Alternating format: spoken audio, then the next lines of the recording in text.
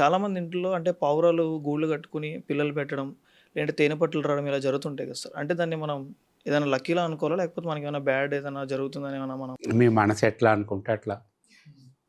See, mind is ultimate. If you think it is good, it is naturally good. If you think it is bad, it is naturally bad. But the thing is neutral. అది neutral thing. నువ్వు మంచి అనుకుంటే నీకు మంచిగానే కనపడుతుంది. ఏదన్నా ఒక చిన్న లక్కీ ఇన్సిడెంట్ జరిగితే you think it is very good and you want to brought up it. ఏదైనా చెడు ఇన్సిడెంట్ జరిగింది అనుకో, you feel it is unlucky.